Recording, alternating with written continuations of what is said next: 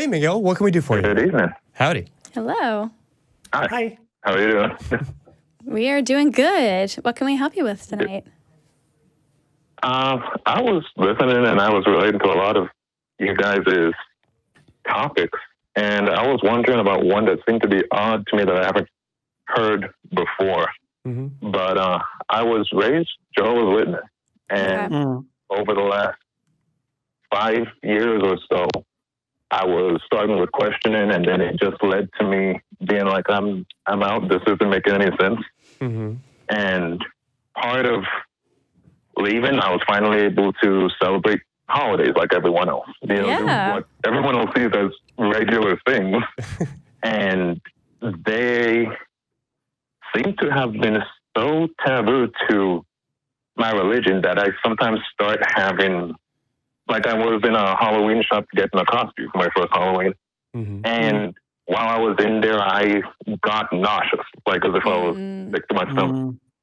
And then once I was out drinking with some friends, and then the next day, very similar things.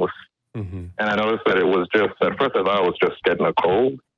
Mm-hmm. But then once I was looking through porn and came upon trans girls that were really cute. And then not even after, before I even could look at anything, I was getting itchy all over my body and nauseous again. Sure. And I was wondering if that's at all common or something that happens, or if it's just some weird thing where my body is. Oh, it definitely happens. If you haven't seen it, I would recommend checking out this book called Pure by Linda K. Klein, because she also had sort of like extreme physical responses to things that had been taboo prior to her deconstruction. For her, it was specifically around sex, and she found that she wasn't the only person who had these symptoms. Like, every time that she tried to have sex, she would, end up crying and with, I think it was an eczema outbreak, and just, she couldn't do it, even though she now believed it was perfectly fine. It wasn't immoral. It's what you've experienced there, trying to do something that was forbidden by the religion that you gave up and feeling nausea or some extreme physical symptom like that. It's you're definitely not alone. Mm-hmm.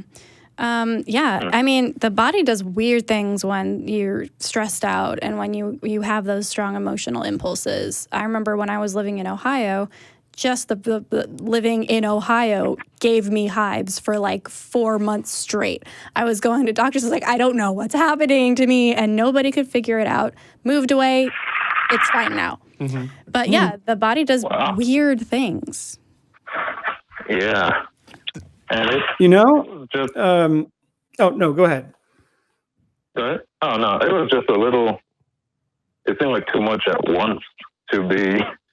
And then also where I ended up moving to, I used to be in Miami, and now I'm in like northern New Mexico. And all of a sudden, I'd never felt before, but I'm like the outsider, one of a group of black guys in this town. And it is racism, but it's so veiled that it's just, everything has been so out of my element recently. And then you add on top of that, questioning the religion, becoming atheist and everything else. It just seems like it's a lot at once. Yeah, it can do a lot to flood your nervous system. The things that you're experiencing make sense. They are common to an extent. And so I just want to let you know that these are not fun things to be going through. And we certainly, mourn for you and join with you in that. But I also want to let you know that you're not alone, that these are really typical experiences that you're having. They do tend to reduce with time. And they're also really, really receptive to different therapies and different types of treatment. So if this is something that you feel like is causing real issues on your life, I want to let you know it's very, very treatable. So there are some different ways to go about that, and it may be the type of thing that if you're taking care of yourself, if you are actively deconstructing some of these beliefs, eating right, sleeping well, living a healthy lifestyle, that it will naturally reduce on its own. But there are a lot of things that you can be doing to speed up that process or to take some control over it. So I just want to let you know and encourage you that this is something that you can handle and that will get better. Let me add, if you can't sleep well, don't feel guilt about that, or don't blame yourself for that, because insomnia is one of the major symptoms of stress that I have. So I just want to throw that in there. Right. But yeah, the body responds to stress. It sounds like what you're going through right now is very stressful. So it makes sense that that's playing out in your body. Mm-hmm. Oh, I thought V was saying something.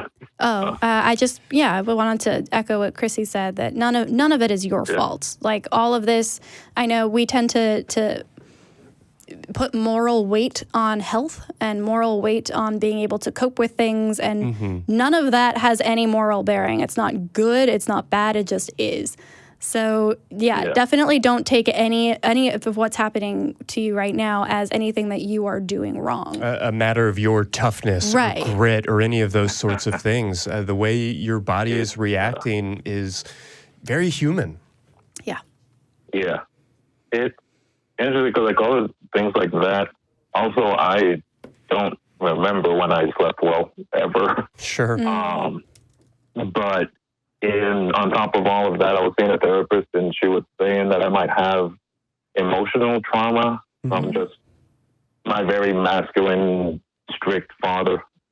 And everything just adding on top, and it makes sense in my mind, but it doesn't seem to be going much deeper than surface level conscious. It just takes time for those things to sink in. And one of the most important steps is exposure. Having opportunities to, whether it's witnessing different types of porn or whether it's something a little bit more mild than that, just based on your comfort level. But being constantly exposed to, around, I know that for me, a big part of my deconversion process and just becoming comfortable with myself, my identity, and the world around me was listening to a lot of podcasts, frankly, like this one. And that's one of the reasons I was really excited to have the opportunity to be doing this show, because it was so meaningful to me to be just constantly exposed to these different ideas surrounding gender identity and sexuality and orientation and all of that. Because even if I knew it or understood it on some intellectual level, just by being around it, just by having that digital exposure, if not actually interacting with queer folks, still started that process of taking away some of that nausea, taking away some of that anxiety and some of that visceral reaction. Right. Normalizing it in your own mind is going to help a lot. Yeah. Yeah. And definitely the shows and the podcasts have helped a lot, especially since a lot of the expected and what seems to be coming through just reactions of isolation that are coming from just leaving the religion and things like that, where it's good to have all of these different resources to hear, just of, like I was saying in the beginning when I was relating to a lot of what you guys were saying. It was just even a podcast I listened to a few days ago that I think V was talking about her history. You're talking about how you grew up, and it was really oddly similar to how I grew up with the homeschooling and the religion and everything else. It was like it's a shitty club, but yeah, I feel you for sure. Oh my gosh. Thank you so much for calling in. I hope we were able to kind of help a little bit and give you some perspective on that. Oh, yeah. Thank you very much. Yeah, thank you. Have a nice night. Take care. Yeah. The body does weird things, again, when it's not allowed to be protected and it's not allowed to be celebrated, and you're kept in this box by a religious tradition. it's like, no, I have to pay attention to me. Yeah, You know? and it's not always reasonable, right? I mean, Right, you said exactly. it's weird things. We might recognize that pornography is meant to evoke this very visceral physical reaction, and so it might make sense that certain types of porn that go against the way you were raised could be really triggering, but it can be very strange things that you don't expect.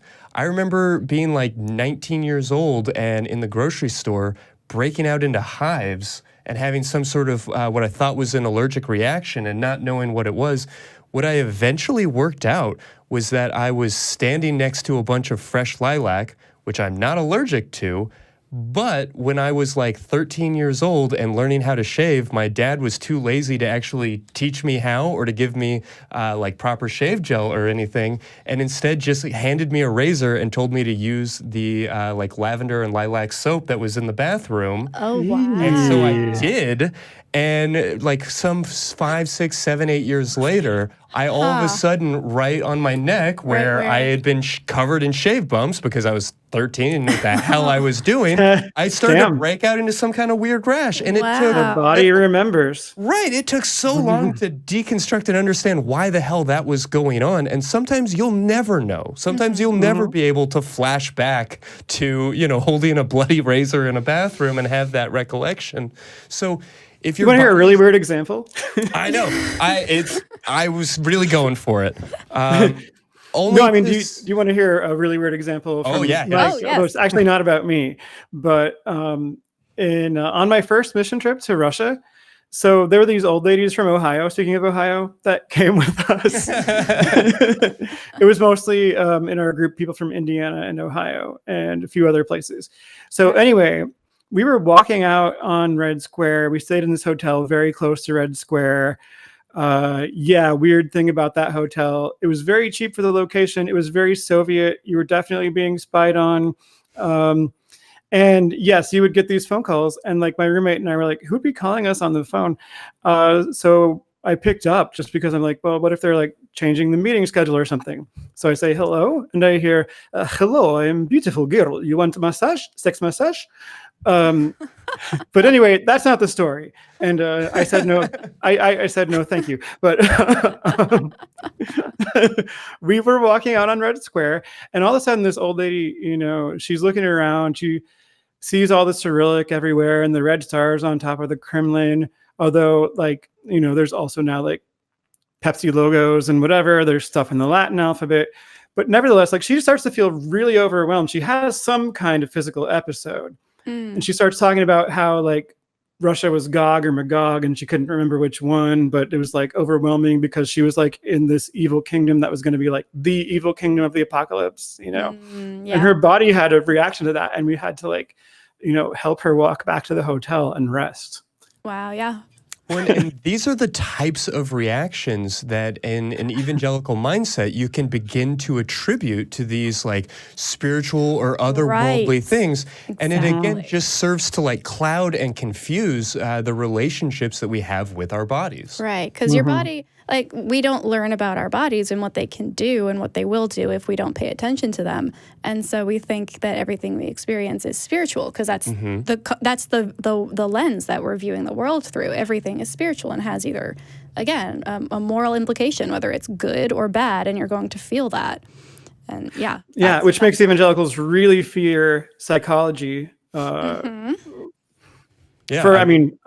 for good reason, but I mean, it's terrible because it does terrible things to people that they often refuse to like engage with proper modern psychological or psychiatric treatment for things. Mm-hmm.